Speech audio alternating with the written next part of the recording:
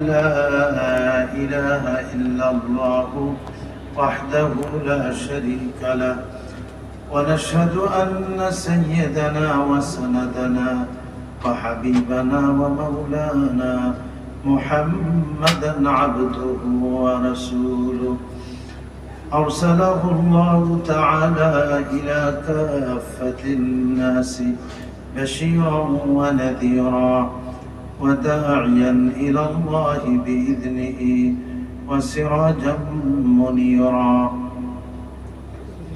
أما بعد فقد قال الله تبارك وتعالى: أعوذ بالله من الشيطان الرجيم. بسم الله الرحمن الرحيم. مثل الذين ينفقون أموالهم في سبيل الله كمثل حبة أنبتت 7 سنابل في كل سنبلة 100 حبة والله يضاعف لمن يشاء والله واسع عليم. وعن أبي هريرة رضي الله تعالى عنه أنه قال: قال رسول الله صلى الله عليه وسلم: ما من يوم يصبح العباد فيه إلا ملكان ينزلان فيقول أحدهما: اللهم أعطه منفقا خلفا، ويقول الآخر: اللهم أعطه ممسكا تلفا. رواه مسلم. أو كما قال رسول الله صلى الله عليه وسلم: صدق الله مولانا العظيم وصدق رسوله النبي الكريم ونحن على ذلك من الشاهدين والشاكرين والحمد لله رب العالمين. اللهم صل على محمد وعلى آل محمد كما صليت على إبراهيم وعلى آل إبراهيم إنك حميد مجيد. اللهم بارك على محمد وعلى آل محمد كما باركت على إبراهيم وعلى آل إبراهيم إنك حميد مجيد.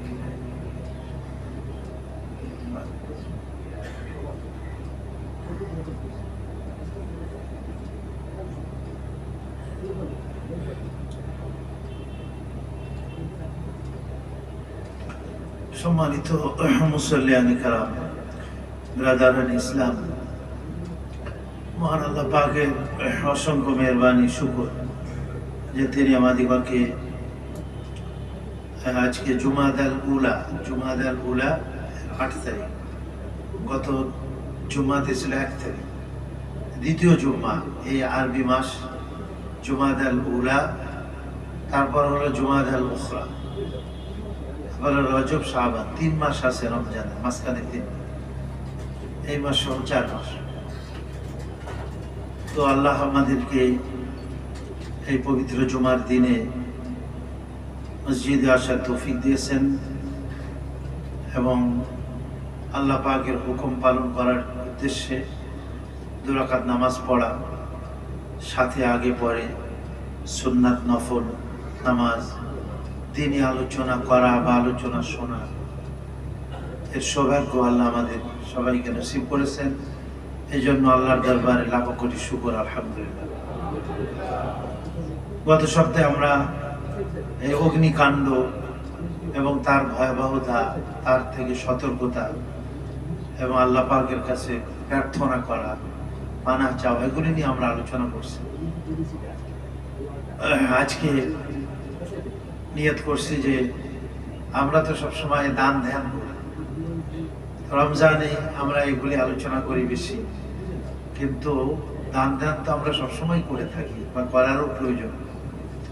এই জন্য এই আল্লাহর পথে সম্পদ দান করা, নিজের টাকা পয়সা, নিজের শক্তি সামর্থ্য যা আছে এর গুরুত্ব ফজিলাত বা লাভ দুনিয়া এবং আখিরাতে, এগুলি নিয়ে একটু আলোচনা করব। আল্লাহ তাআলা আমাকে আপনাকে সবাইকে তৌফিক দান করেন এবং আমাদের সবাইকে আমল করার তৌফিক দান করেন। সম্পদ এটা আল্লাহ তাআলাই দান দেন, আমরা তো আর মায়ের পেট থেকে সম্পদ নিয়ে আসি না। আল্লাহ পাক মেহেরবানি করেন, যাকে পছন্দ করেন তাকে সম্পদ দেন, যাকে অপছন্দ করেন তাকেও দেন। কিন্তু দিনদারি, ইমানদারি, এটা হেদায়েত, আল্লাহ যাকে পছন্দ করেন তাকেই দান করেন।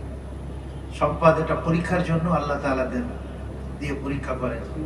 কারুনকে পরীক্ষা করছে সম্পদ দিয়ে, কিন্তু কারুন এই সম্পদের সদ্ব্যবহার করে নাই, আল্লাহ পাকের কৃতজ্ঞতা বা শুকরিয়া আদায় করে নাই। এই জন্য সে আল্লাহর অকৃতজ্ঞ বান্দা হিসাবে আল্লাহ পাকের কাছে পরিগণিত হয়েছে। এই জন্য আমরা এই সম্পদের যথাযথ ইস্তেমাল করা, যথাযথ ব্যবহার করা, যাকে যতটুকু দিয়েছেন আল্লাহ তাআলা হালাল মতো চেষ্টা করা, সেটাকে ব্যয় করার জন্য। ময়দানে হাসরে যে 4টা কোশ্চেন হবে, তার মধ্যে অন্যতম হবে যে সম্পদ তুমি কোত্থেকে কামাই করেছো এবং কিভাবে ব্যয় করেছো, এটা একটা কোশ্চেন হবে। এজন্য আমাদের সেই জবাবদিহিতার কি বলে চেতনা, উপলব্ধি আমাদের সকলের মধ্যে থাকা উচিত। যে আল্লাহ পাক আমাদের যতটুকু আর্থিকভাবে শক্তি সামর্থ্য দিয়েছেন, এর মধ্য দিয়ে আল্লাহ পাকের জন্য দান ধ্যান করা। তো আমি কোরআন শরীফ থেকে আয়াত পড়েছি এবং হাদিস শরীফও পড়েছি এই সংক্রান্ত। দান সাদকা, তো দান সাদকা সাধারণত 3 প্রকারের হয়ে থাকে। একটা আছে হলো ফরজ, যেটা আমরা সকলেই জানি, যাকাত দেওয়া।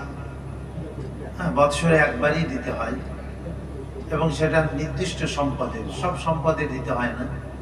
ব্যবসায়িক সম্পদ, টাকা পয়সা, স্বর্ণ অলংকার নির্দিষ্ট পরিমাণ থাকলে এবং নির্দিষ্ট সময় অতিবাহিত হইলে তার উপরে যাকাত আসে। এটা আমরা অন্য সময় বিস্তারিত সম্বন্ধে আলোচনা করব বা আলোচনা করা হয়, বা কম বেশি আমরা সকলেই জানি এটা ইসলামের একটা অন্যতম স্তম্ভ।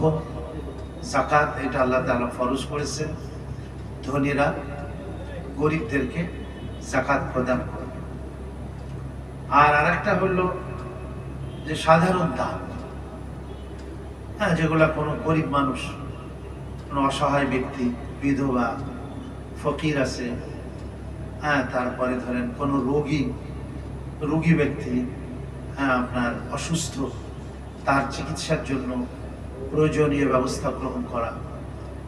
এমনিভাবে কোনো অভাবী ব্যক্তি অভাবের মধ্যে পড়ে আছে, তো তার জন্য দান ধ্যান করা।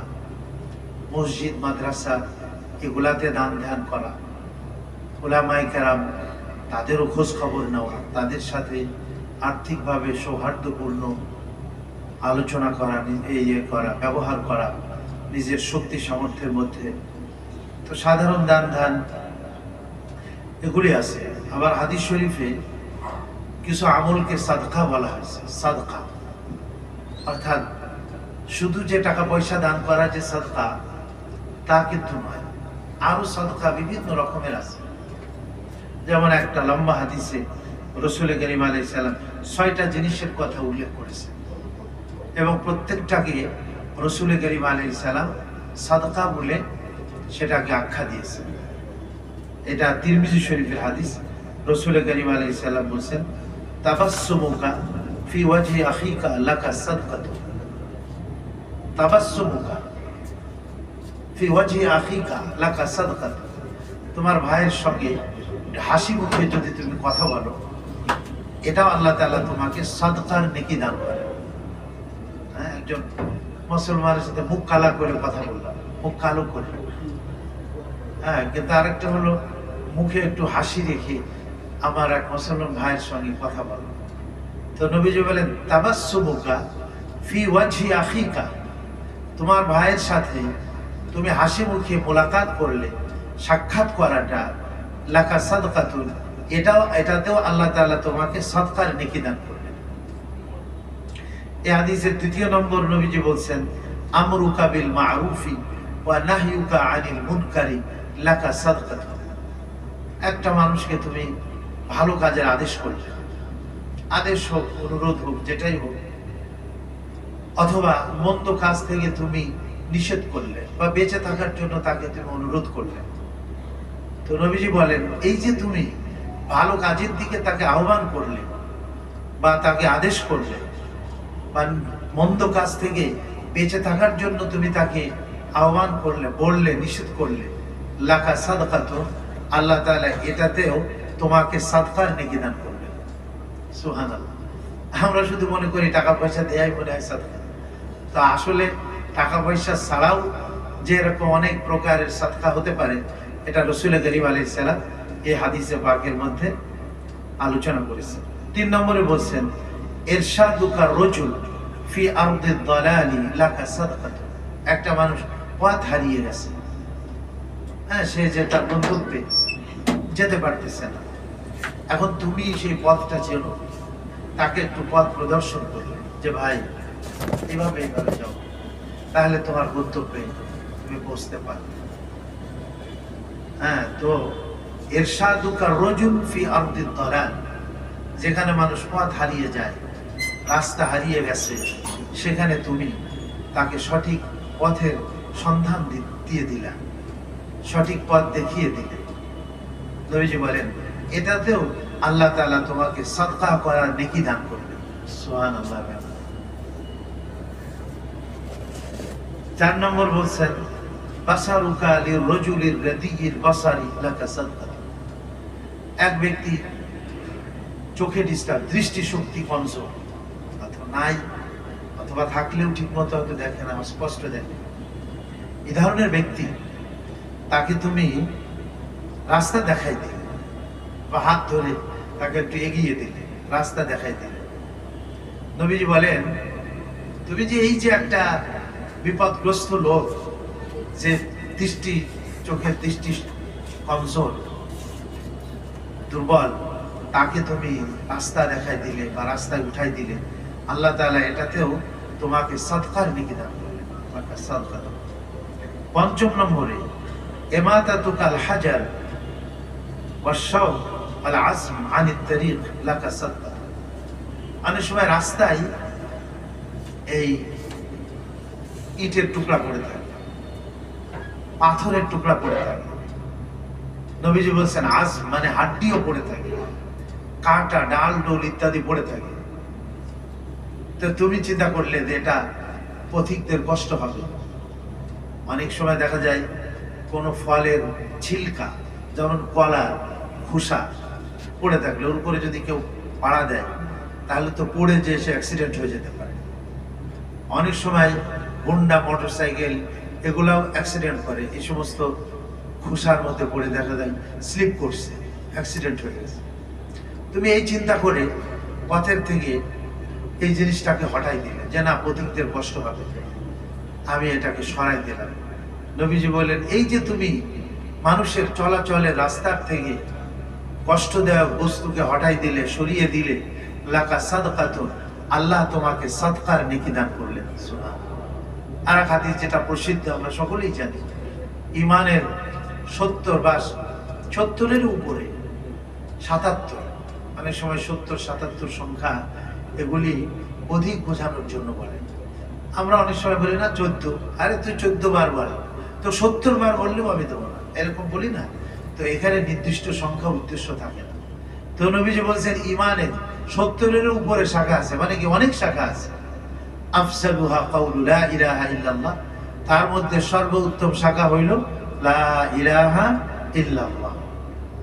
আর সর্বনিম্ন বলছেন নবীজি ওয়া আদনাহা ইমাতাতুল আযা আনিত তারিক, আর সর্বনিম্ন শাখা হলো মানুষের চলাচলের পথ থেকে কষ্ট দেওয়া বস্তুকে এটা হটাইতে হয়, সরাইতে হয়।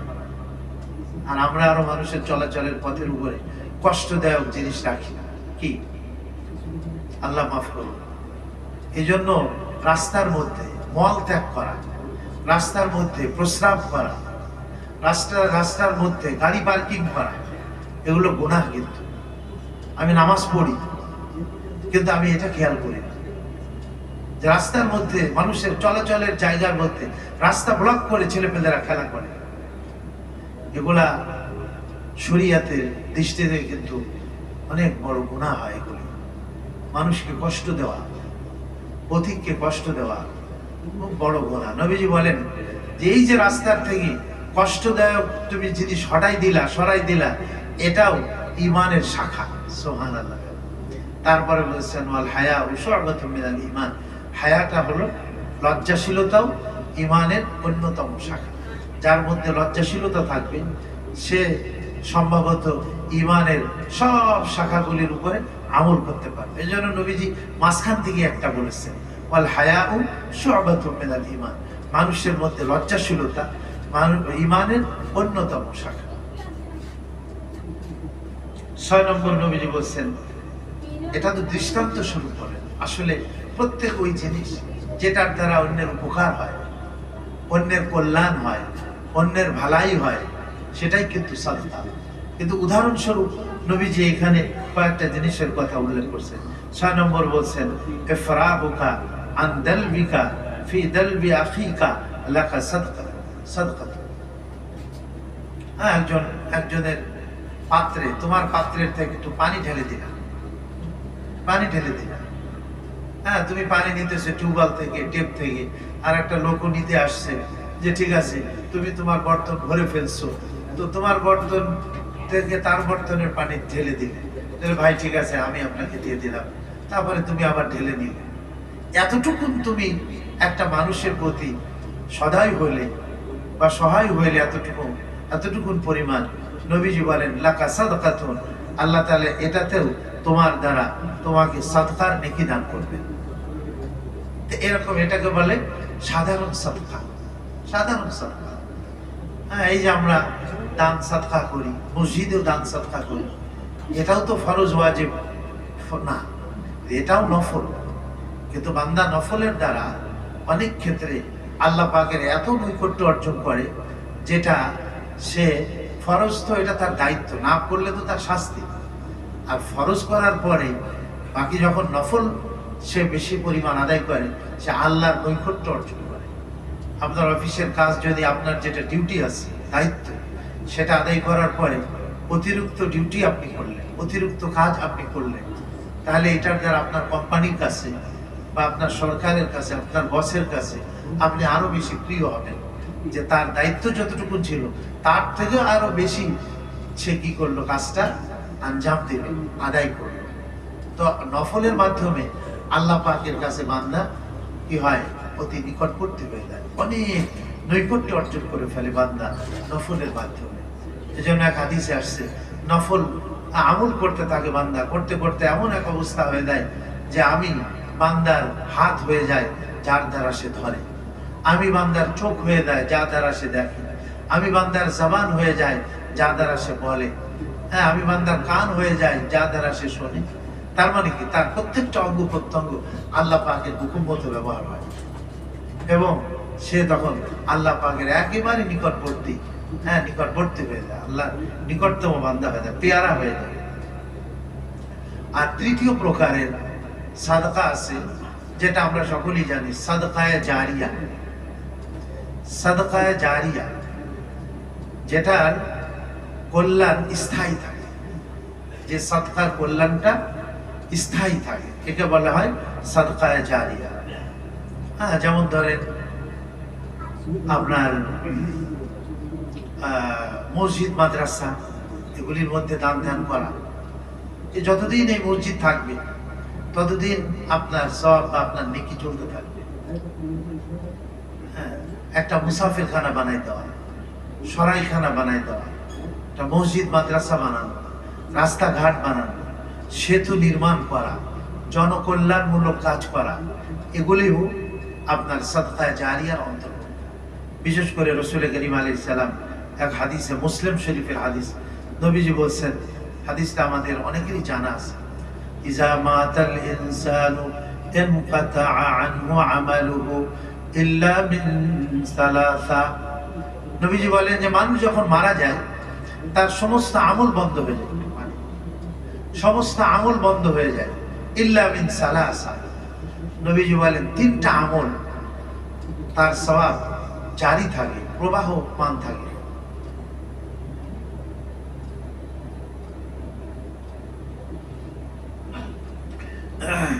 ইল্লা মিন সালাসা। এক নম্বর বলছেন সাদকাতিন জারিয়া। সাদকা জারিয়া বলতে এইগুলাই বলা হয়, হ্যাঁ, যেটা এই যে আমরা একবার নওগাঁ গেলাম, হ্যাঁ, ওইখানে এখনো আছে ওই ব্যবস্থা, মুসাফির খানা ফ্রি 3 দিন পর্যন্ত। একজন মুসাফিরকে বলা হয়েছে তাকে মেহমানদারি করো, তার থাকার খাবারের তোমরা ব্যবস্থা করো। ওই এলাকায় কোনো এককালে পূর্বের জামানায় কোনো মুসলমানেরা তারাই ব্যবস্থা করে গেছে, মুসাফির খানা বানায় গেছে। সেই 3 দিন পর্যন্ত ফ্রি থাকা এবং খাওয়া, ফ্রি ব্যবস্থা করে সেই। তো মাশাআল্লাহ আরো হয়তো বিভিন্ন জায়গাতে থাকতে পারে। আমরা একবার দেওবন্দে যাওয়ার সময় কলকাতায় একটা মুসাফির খানা ছিল, সেখানে আমরা ছাত্র মানুষ, আমাদের কাছে তো এরকম টাকা পয়সা ছিল না। তারপরে আমরা ওই মুসাফির খানাতে ট্রেন হয়তো 1-2 দিন দেরি হচ্ছে রিজার্ভেশন পেতে, তা আমরা তো ওই মুসাফির খানাতে ছিলাম, হয়তো ন্যূনতম সামান্য কিছু খরচা আমাদের থেকে নিয়েছে।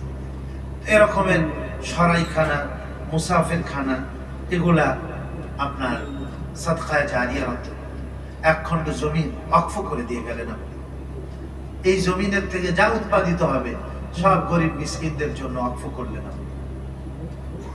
হ্যাঁ, 1 খণ্ড জমিন ওয়াকফ করলেন, সেখানে একটা মাদ্রাসা দিয়ে গেলেন, সেখানে একটা মসজিদ দিয়ে গেলেন। আপনার মৃত্যুর পরে যতদিন এই মানে এটা প্রবাহমান থাকবে এই কার্যগুলি, তার খিদমতগুলি, তা আল্লাহ আপনাকে কবরে বসে বসে সওয়াব এবং নেকি দান করবে। এটা বলছেন সাদকায়ে জারিয়া। এর মধ্যেও আমাদের অবশ্যই অংশ নেওয়া উচিত। আমরা মসজিদে দান করি, এই যে আমাদের কিছু ভাই পাখার ব্যবস্থা করেছে, কত 6 পাখাওয়ালা নাকি ফ্যানগুলা, হ্যাঁ, তারপরে ধরেন এসির ব্যবস্থা করেছেন আপনারা এখানে। আমাদের সামনে মসজিদের লিফটের ব্যবস্থা করতে হবে। যদি আমরা লিফটের ব্যবস্থা করতে পারি তাহলে যে লোকগুলো ওই যে রাস্তার মধ্যে দাঁড়িয়ে যায়, আশা করা যায় লিফট থাকলে তারা ওই উপরে 3 তলা 4 তলা 5 তলা 6 তলায় তখন তারা সহজেই চলে যাবে। এই ব্যবস্থাটা আপনাদের ব্রেনে রাখেন। আমি আগের থেকে কথাটা গত সপ্তাহে বলছি, আপনাদের সামনে এটা পেশ করতেছি। তো কেউ যদি এটা ইন্তজাম করে দেন তা আল্লাহ পাকের মেহেরবানিতে এটা সাদকায়ে জারিয়া হিসাবে আপনাদের আমলনামার মধ্যে হতে থাকবে। এটার জমিন নেওয়ার জন্য মসজিদের আমরা একটা উদ্যোগ গ্রহণ করেছি, সেখানে অনেকে আপনারা দান করতেছেন। এইটা সাদকায়ে জারিয়া, এবং এটা আমরা অনেক সময় মা বাবা বা আমাদের মরহুমা যারা আপনজন চলে গেছেন তাদের উদ্দেশ্যেও, তাদের সওয়াবের উদ্দেশ্যেও আমরা করতে পারি। তো এই হলো সাদকায়ে জারিয়া। আর 2 নম্বরে নবীজি বলছেন ইলমিন ইউনতাফাউ বিহি, এমন এলেম বা জ্ঞান রেখে গেলেন যার দ্বারা মানুষ উপকৃত হচ্ছে। আমরা অনেক সময় একজনকে কোরআন শরীফ পড়াই, সে আরেকজনকে পড়ায়, সে আরেকজনকে পড়ায়। এই যে একটা ধারাবাহিক সিলসিলা জারি থাকে, এটাও একটা ইলমিন ইউনতাফা। অর্থাৎ একজন একটা বই লিখে গেল, সেই বই পড়ে পড়ে মানুষ হেদায়েত পাচ্ছে, দ্বীনের পথে আসছে, ইসলামের পথে আসছে। অনেক বিধর্মী বই পড়ে ইসলাম গ্রহণ করে ফেলছে, ইসলামের সৌন্দর্য সেখানে কেউ ফুটিয়ে তুলে বই লিখেছে। তার এই যে বই লেখাটা, এটাও একটা এলেম যা সে রেখে গেল। তো এই ইলমিন ইউনতাফাউ বিহি, এমন ইলম, এমন জ্ঞান যা তুমি রেখে গেলে, যার দ্বারা মানুষ উপকৃত হচ্ছে। আর 3 নম্বরে নবীজি বলছেন ওয়ালাদিন সালিহিন ইয়াদউ লাহু, নেককার সন্তান। সন্তান যদি আমি নেককার বানিয়ে যেতে পারি, ছেলে হোক অথবা মেয়ে হোক, তারা দিনদার হলো, নামাজি হলো, ইমানদার হলো, ইয়াদউ লাহু, সে তার জন্য দোয়া করবে, সে তার জন্য দোয়া করবে।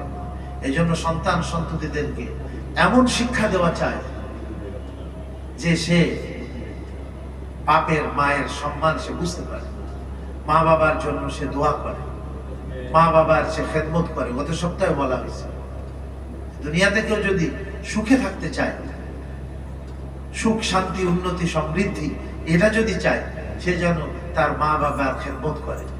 মা বাবার খেদমতের দ্বারা আল্লাহ তাআলা দুনিয়াতে মানুষকে খুশহাল রাখেন, সুখে শান্তিতে রাখেন। এই জন্য সন্তান এমন বানিয়ে যাওয়া উচিত আমাদের, যে যাদের মধ্যে ওই অনুভূতি আসবে যে না, দিনের উপরে আমাকে চলতে হবে। হ্যাঁ, আমার মা বাবা তাদের যে আদর্শ ছিল সেই আদর্শ আমাকে ধরে রাখতে হবে, দিনের উপরে আমাকে চলতে হবে, আল্লাহ পাকের পথে আমাকে চলতে হবে। আওয়ালাদিন সালেহিন, সালেহ মানে নেককার সন্তান, ইয়াদউ লাহু, যে তার জন্য দোয়া করে। আল্লাহ পাক আমাদের সবাইকে তৌফিক দান করেন। নিজের কাছে যেটা পছন্দনীয়, আকর্ষণীয় এবং যেটা প্রিয়, সেই জিনিসকে আল্লাহর রাস্তায় সাদকা করতে বলা হয়েছে। কিন্তু আমরা সাধারণভাবে যেটা চলে না, নিজে ব্যবহার করতে পারতেছি না, একেবারে নিম্ন ফেলে দিতে হয়, তাই আমরা দান করি। কিন্তু আল্লাহ কোরআনে পাকের মধ্যে কি বলছেন?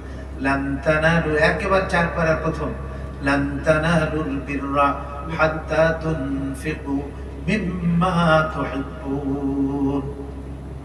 হে আমার ইমানদার বান্দাগণ, তোমরা নেকির পূর্ণতায় অতক্ষণ পর্যন্ত পৌঁছতে পারবে না যতক্ষণ পর্যন্ত তোমাদের প্রিয় জিনিস আমার রাস্তায় দান না করবে। তোমাদের মাহবুব জিনিস, যেটা তোমাদের কাছে পছন্দনীয়, প্রিয়, যেটা দান করলে মনের মধ্যে একটু কষ্ট লাগে, যা এত ভালো জিনিস আমি দিয়ে দেব। একজন সাহাবী ছিলেন, এই ঘটনা আমরা জানি। ওনার নাম ছিল আবু তালহা রাদিয়াল্লাহু আনহু। ওনার মসজিদে নববীর একেবারে সামনেই ওনার একটা খেজুরের বাগান ছিল, যার নাম ছিল বাইরুহা। বাইরুহা, নবীজি আলাইহিস সালাম ওই বাগানের মধ্যে মাঝে মধ্যে যেতেন। ওইখানের যে ড্রেন ছিল, ক্যানেল ছিল, যেটা মিষ্টি পানির নহর ছিল ওই বাগানের মধ্যে, সুন্দর খেজুর হতো। ওনার কাছে অনেক প্রিয় এই বাগানটা, বাইরুহা বাগানটা। যখন এই আয়াত নাযিল হলো, তো উনি রাসূল করিম আলাইহিস সালামের কাছে আসলেন, এসে বললেন যে নবীজি, এই বাইরুহা বাগান এটা আমার কাছে কিন্তু অনেক প্রিয় সম্পদ, আমার কাছে অনেক মাহবুব। কিন্তু আল্লাহ তাআলা বলতেছেন, লান তানালুল বিররা হাত্তা তুনফিকু মিম্মা তুহিব্বুন। তোমরা নেকির পরিপূর্ণতায় পৌঁছতে পারবে না যতক্ষণ পর্যন্ত তোমাদের প্রিয় সম্পদ আল্লাহর রাস্তায় তোমরা দান না করবে। নবীজি, আমি আমার এই সম্পদটা আল্লাহর রাস্তায় দান করতে চাই। সুবহানাল্লাহ। হ্যাঁ, নবীজি তখন বাহ বাহ বলেন, বাহ বাহ বলেন। এবং নবীজি আলাইহিস সালাম তাকে বললেন যে ঠিক আছে, এটা আমি গ্রহণ করলাম। আনতা জাআলাহা ফিল আকরাবিন, তুমি তোমার গরীব আত্মীয় স্বজন যারা আছে তাদের মধ্যে এটা কি করো, বন্টন করো, বা এটা তাদের জন্য তুমি এখান থেকে গরীব ফকির যারা আত্মীয় স্বজন তাদেরকে দিয়ে দেবে। তো এরকম যেটা নিজের কাছে পছন্দনীয় সেটা আল্লাহ পাকের রাহে দান করা। আল্লাহ কোরআনে পাকের মধ্যে বলছেন, ওয়া আনফিকু মিন তাইয়্যিবাতি মা কাসাবতুম, তোমরা যা আর্ন করো, কামাই করো, তার মধ্যে যেটা ভালো। তাইয়্যিবাত মানে হলো পবিত্র এবং ভালো, তাইয়্যিব মানে ভালো। ওয়া আনফিকু মিন তাইয়্যিবাতি মা কাসাবতুম, তোমরা যা কামাই করো তার মধ্যে ভালো যেটা, সেটা তোমরা আল্লাহর রাস্তায় কি করো, দান করো। আল্লাহ পাক পবিত্র, তিনি অপবিত্র মাল, অনেক সময় দেখা যায় অপবিত্র জিনিস আমরা দান করি, সুদ ঘুষের টাকা আমরা দিয়ে দিই। হ্যাঁ, আল্লাহ তাআলা তিনি পবিত্র ছাড়া গ্রহণ করেন না, কিন্তু কারোর কাছে হয়তো সুদের টাকা চলে আসছে, ঘুষের টাকা, পরবর্তীকালে তার মধ্যে উপলব্ধি আসছে যেটা তো আমি হারাম ভাবে গ্রহণ করেছি। সেখানে শরীয়ত একটা পদ্ধতি রেখেছে যে হারাম সম্পদ তোমার কাছে চলে আসছে, এইটা তুমি দান করে দাও, কিন্তু সওয়াবের নিয়ত করবা না। হারাম মাল এমনিতে জান বাঁচানোর জন্য তুমি কি করো, এটা দিয়ে দাও। আগুনের আঙ্গারা আপনি হাতের মধ্যে রাখবেন, আপনার কাপড়ের মধ্যে রাখবেন না, এটা যতদূর সম্ভব তাড়াতাড়ি এটা আপনার থেকে কি করে দেবেন, পাস করে দেবেন, বাহির করে দেবেন। তো এটাও তাই। আর নেকি আল্লাহ পাকের কাছে প্রিয় হতে গেলে, আল্লাহ পাকের কাছে সওয়াব পেতে গেলে পবিত্র মাল দিতে হবে আল্লাহ তাআলা। আল্লাহ তাআলা পবিত্র এবং তিনি পবিত্রটাই কি করেন, গ্রহণ করেন। আল্লাহ আমাদের সবাইকে তৌফিক দান করেন। দুনিয়াবি কিছু দানশীলতার কিছু ফায়দার কথা বলা হয়েছে। দুনিয়াবি ফায়দা অনেকগুলি, আর একটা আছে উখরবি ফায়দা, আখিরাতের ফায়দা, সেটাও অনেকগুলি। দুনিয়াবি কতিপয় ফায়দা আমরা আলোচনা করতে পারি, যেমন বালা মুসিবত দূর হয়ে যায়। নবীজি হাদিসে বলছেন আস-সাদকাতু তারুদ্দুল বালা, যারা সাদকা করে আল্লাহ তাদের থেকে বালা মুসিবতকে দূর করে দেন। সাদকা বালা মুসিবতকে দূর করে। আর এক হাদিসে নবীজি বলছেন আস-সাদকা তুতফিউ গাযাবার রাব্বি ওয়া তাদফাউ মিতাতাস সুই, আল্লাহর গজবকে ঠান্ডা করে দেয়। গজব মানে কি? গুসা, আল্লাহর রাগ। সাদকা আল্লাহর রাগকে ঠান্ডা করে। ওয়া তাদফাউ মিতাতাস সুই, এবং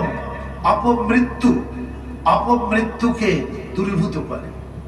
যে সাদকা করবে, দানশীল হবে, সে অপমৃত্যুর শিকার হবে না, আশা করে না।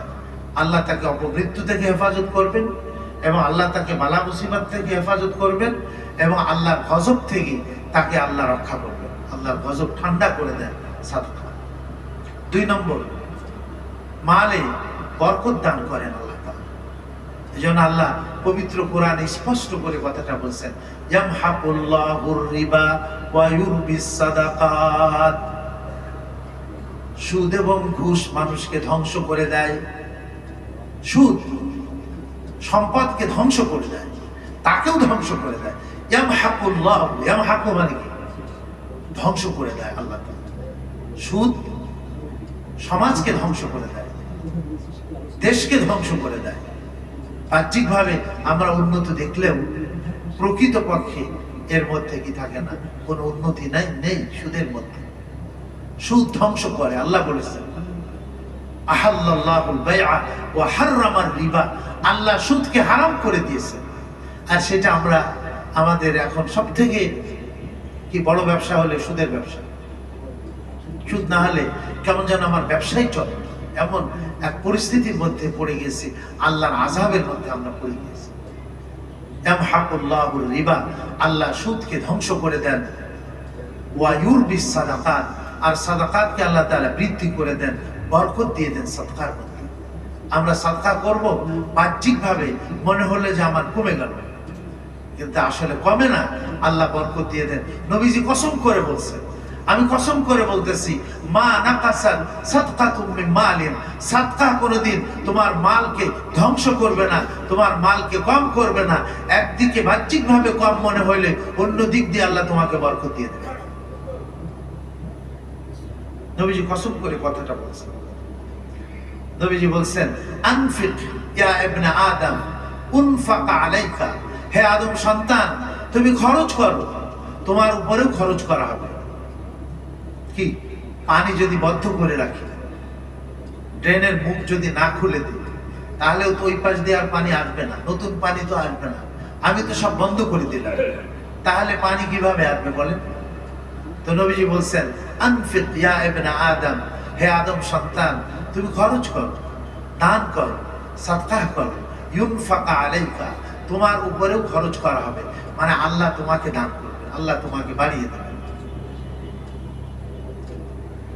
3 নম্বর, সৎকার দ্বারা অন্তর নরম হয়। আমাদের অনেকের অন্তর শক্ত হয়ে গেছে, চোখে পানি আসে না, কেন? অন্তর শক্ত হয়ে গেছে। বনি ইসরায়েলের ব্যাপারে বলছে, আল্লাহ নাফরমানি করতে করতে করতে করতে ওদের অন্তর পাথরের থেকে আরো শক্ত হয়ে গেছে। পাথর ফেটে পানি নির্গত হয়, পাহাড়ের উপর থেকে পাথর থেকে পানি বাহির হয়।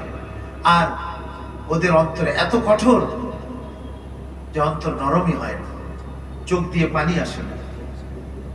নবীজি এক হাদিসে বলছেন ইদা আরাদতা তালইনা কলবিকা ফাতইমিল মিসকিন ওয়া আমসাহ রাসাল ইয়াতীম, তুমি তোমার অন্তরকে যদি কি করতে চাও, নরম করতে চাও, তাহলে তুমি মিসকিনদেরকে খাওয়াও, সাদকা করো, দান করো।